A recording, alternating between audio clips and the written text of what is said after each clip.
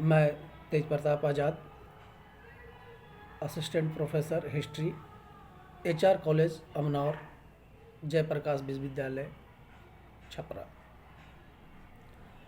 आज मैं आप लोगों को बीए पार्ट 1 का सिलेबस का एक टॉपिक नवपाषाण कालीन संस्कृति की मुख्य विशेषताओं के बारे में बताऊंगा और उसके सभी विशेषताओं पर संक्षिप्त चर्चा करेंगे हम लोग आज के इस वीडियो में।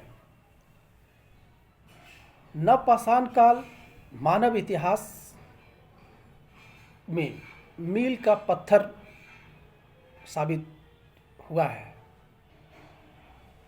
आधुनिक काल को छोड़कर नवपाषाण कालीन इतना व्यापक परिवर्तन और मनुष्य के इतिहास में और किसी समय नहीं हुआ। यही वो काल था जिसमें मनुष्य अपना खानाबदोश और आयावर जिंदगी से निकलकर एक जगह आकर रहना शुरू किया और जो आधुनिक कॉन्सेप्ट है अभी जिस तरह का समाज, ग्राम और इनको चलाने के लिए प्रशासक, अधिकारी, इन सभी चीज़ों का उदय नवपाषाण काल में ही हुआ है। इस प्रकार नवपाषाण काल मानव इतिहास में अद्वितीय स्थान रखता है। अब हम इसकी मुख्य विशेषताओं पे चर्चा करेंगे कि आखिर नवपाषाण काल में ऐसी कौन सी विशेषताएं थी जो मनुष्य के इतिहास को बदल कर रख दिया और मनुष्य को एक जगह लाकर खड़ा कर दिया और अब मनुष्य को विशेषकर भोजन के लिए दर दर भटकने की ज़रूरत नहीं थी और अगर भोजन के लिए वो दर दर भटकना बंद करने वाले थे तो इससे उनको अतिरिक्त समय मिला जिस समय का प्रयोग उन्होंने अन्य विधाओं और अन्य आविष्कारों तथा अन्य खोजों के लिए दिया और अंततः जाकर मानव जाति सफल हुआ। तो इसकी सबसे पहली विशेषता है अस्त्र शस्त्र का जो प्रयोग किया। अभी तक जैसे पूरा पाषाण काल, मध्य पाषाण काल में हम जानते हैं कि ज़्यादातर पत्थर के अनगढ़ औजारों का प्रयोग किया जा रहा था, लेकिन इस काल में पिछले अनुभव से भी सबक लेते हुए मनुष्यों ने काले अथवा भूरे क्वार्टजाइट पत्थर को हथियार बनाना शुरू किया। और मुख्य बात इसमें यह है कि सिर्फ पत्थर ही नहीं बल्कि नवपाषाण काल में हड्डी और लकड़ी का भी प्रयोग हथियारों के निर्माण में किया जाने लगा। इसकी दूसरी विशेषता है कि अभी तक हथियारों पे इससे पहले के काल में किसी पे पॉलिश नहीं मिलता है, लेकिन नवपाषाण काल के हथियारों पे पॉलिश मिलता है। तो इसका मतलब है कि वो अपने हथियारों को चमकाने के लिए, उन्हें और ज़्यादा शार्प करने के लिए पॉलिश का इस्तेमाल करना वो सीख गए थे।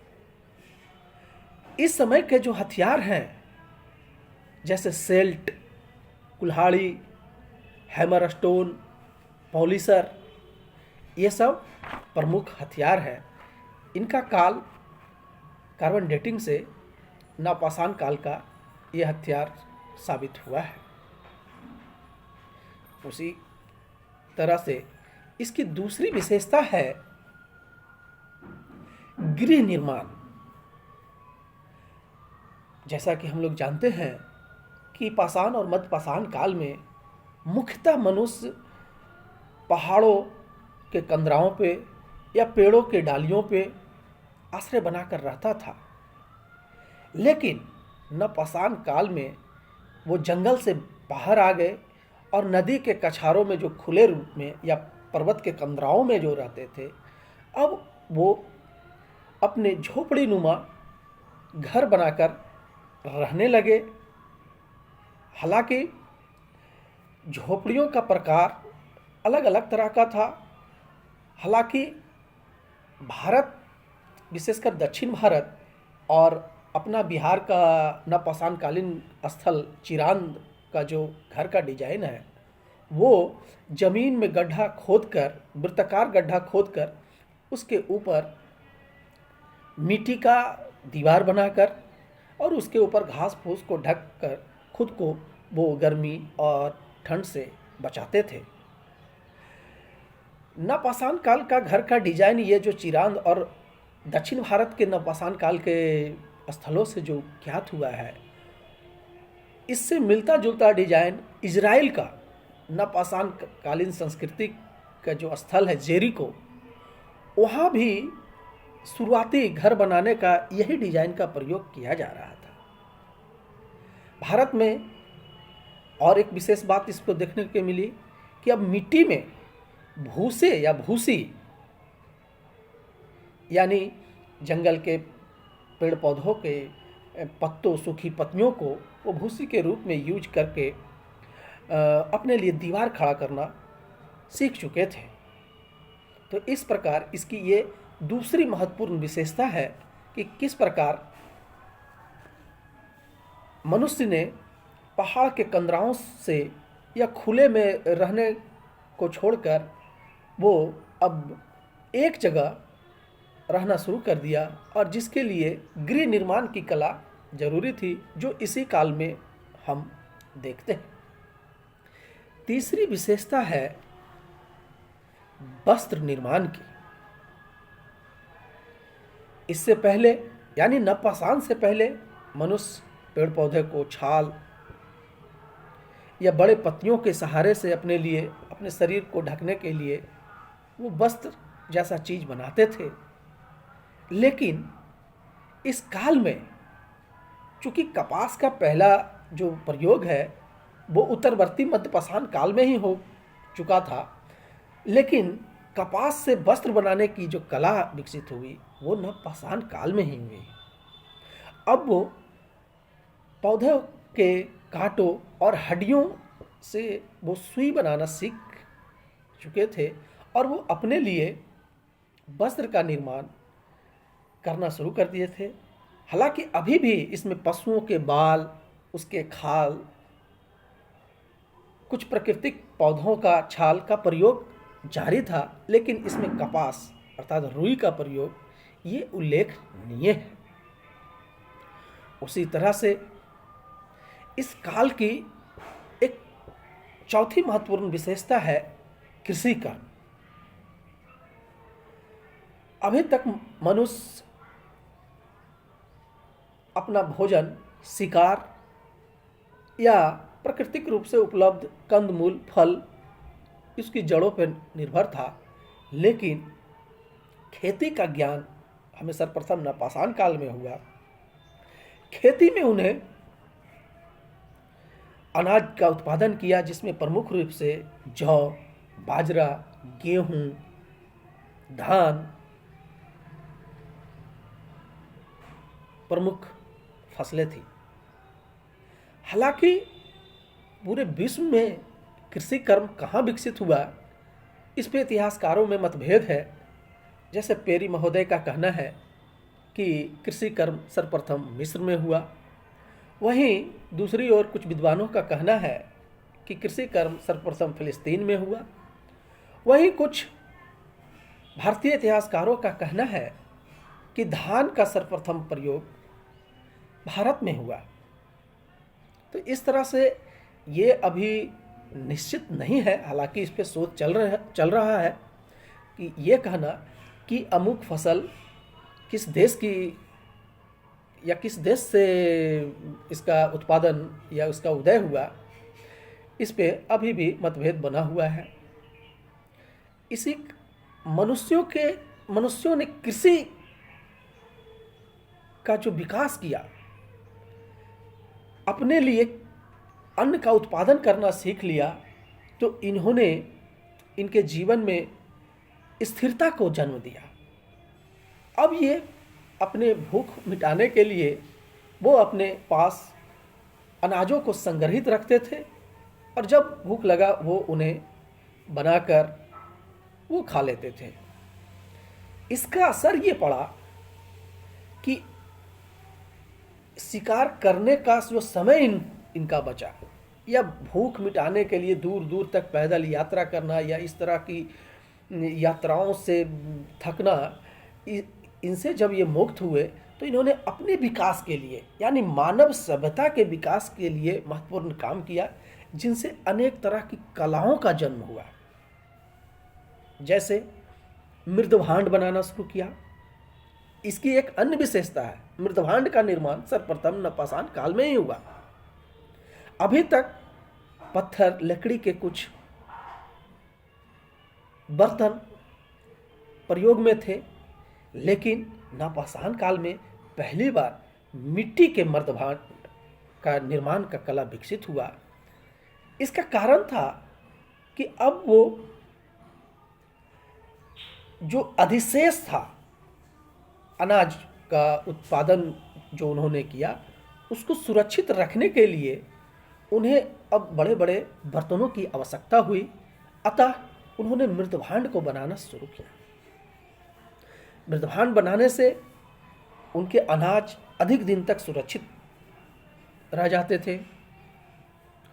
और दूसरी बात हुआ कि मृदभांड में अनेक तरह की चीज़ों को रखने की सुविधा हो गया। जैसे इस काल में ही एक इसकी अन्य विशेषता है पशुपालन।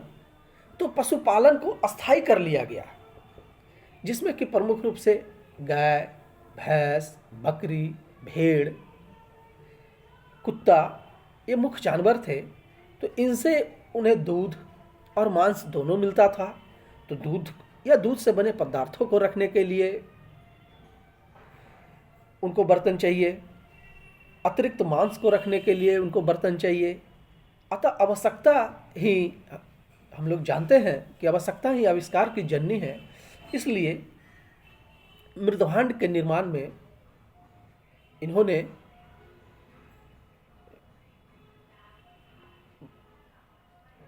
विशेषज्ञता हासिल कर ली।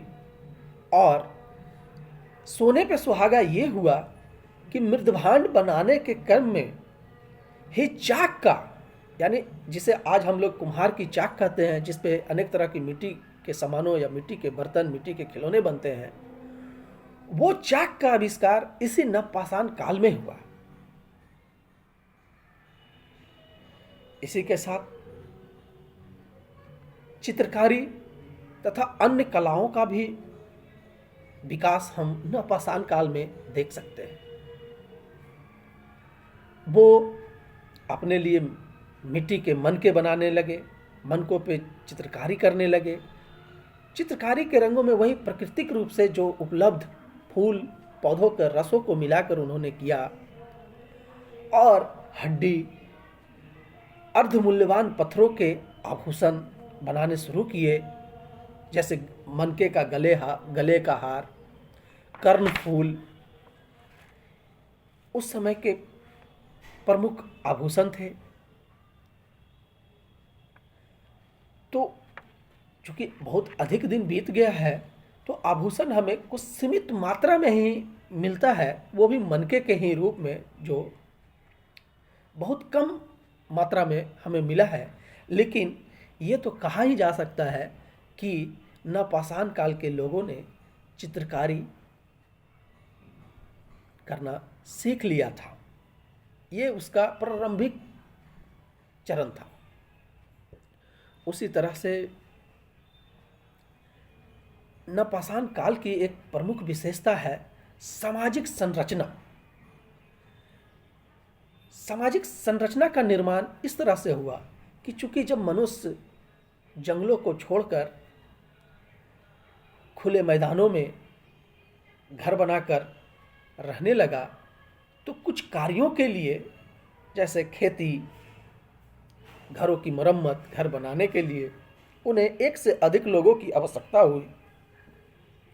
इस कारण ने उन्हें आपस में सहयोग और सहकारिता की भावना को जन्म दिया, जिसके कारण वो एक जगह एकत्रित रूप से रहना प्रारंभ किए, जिसका फायदा क्या हुआ कि एक तरह से समाज का निर्माण हुआ, जो आगे चलकर ग्राम का निर्माण हुआ।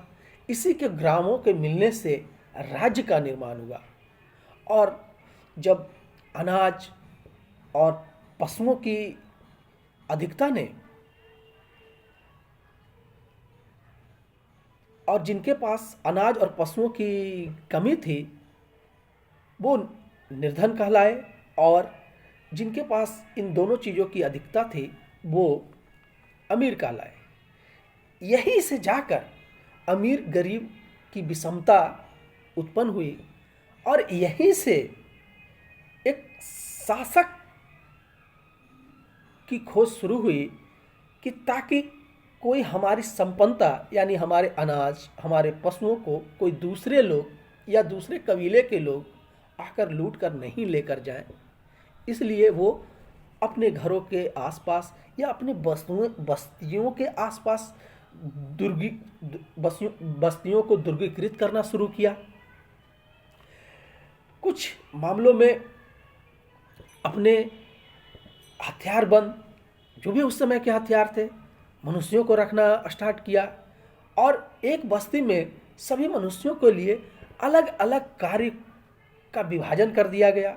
यानी कोई पशुपालन कर रहा है, कोई खेती कर रहा है, कोई आखेट कर रहा है, कोई कंदमूल को इकट्ठा करके ला रहा है, कोई चित्रकारी कर रहा है, कोई रंगरेज है, कोई मिट्टी के बर्तन बना रहा है, कोई लकड़ी के औजार और उपकरण, कृषि उपकरण बना रहे हैं।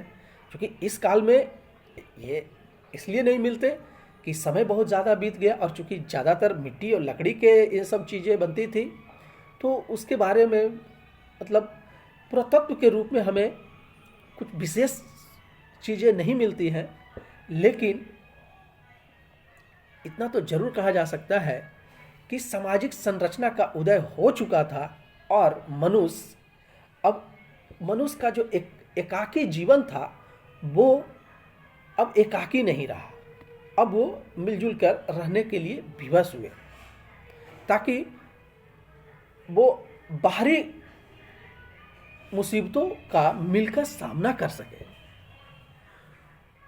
इस नवपाषाण काल की अगली विशेषता है विज्ञान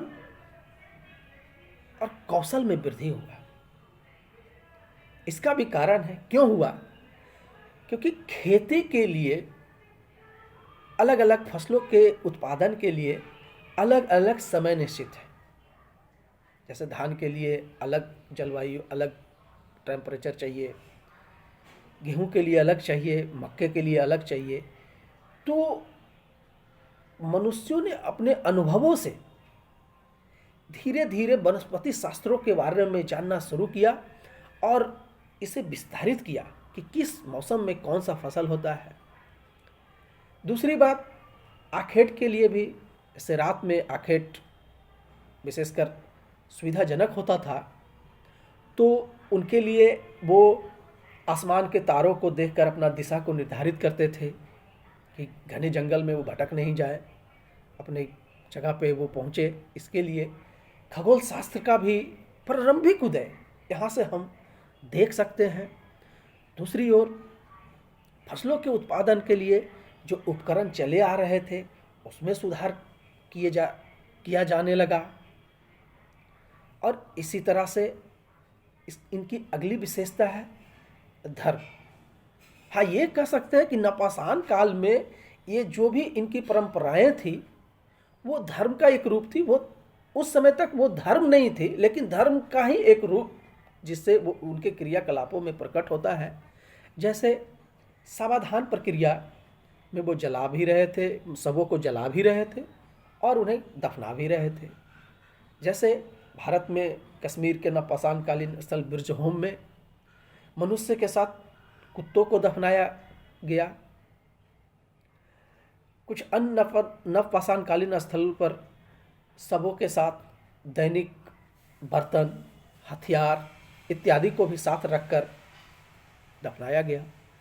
इससे ये निष्कर्ष निकलता है कि नवपाषाण काल के लोग पुनर्जन्म में विश्वास करते थे। उनका मानना था कि मनुष्य का जन्म पुनः इस धरती पे होगा, या वो जहाँ गए हैं वहाँ भी इन सब चीज़ों की उन्हें ज़रूरत होगी। तो इस तरह से हमने देखा मोटे तौर पे नवपाषाण कालीन संस्कृति की 10 विशेषताओं को। जो पहला रहा अस्त्र शस्त्र का निर्माण, दूसरा रहा गृह निर्माण, तीसरा रहा वस्त्र निर्माण, चौथा रहा कृषि कर्म, पांचवा रहा पशुपालन, छठा रहा मृदभांड, सातवां रहा चित्रकारी तथा अन्य कलाओं का विकास, आठवां सामाजिक संरचना का निर्माण, नौवां विज्ञान और कौशल का विकास, और 10वां धर्म का आरंभ या धर्म रूपी कर्मकांडों का आरंभ। तो इस प्रकार ये स्पष्ट हो जाता है कि नवपाषाण काल मनुष्य के, मानव के, संपूर्ण मानव इतिहास के लिए महत्वपूर्ण स्थान रखता है। और ये एक ऐसा काल साबित हुआ जो मनुष्य के खाना बदोश जिंदगी को एक जगह लाकर खड़ा कर दिया। अब वो आपस में अपने सुखों दुखों को बांट सकते थे, अपने लिए पशुपालन, अनाजों का उत्पादन कर सकते थे, और इसी से आज का आधुनिक समाज खड़ा हुआ है, इसी नींव पे। और सारा कुछ जो हम देखते हैं कि शासन करने के लिए एक शासक की ज़रूरत है, भले उसको चुनने की प्रक्रिया अलग अलग है, लेकिन ये सभी बातों का उदय हम नवपाषाण काल से ही देख सकते हैं।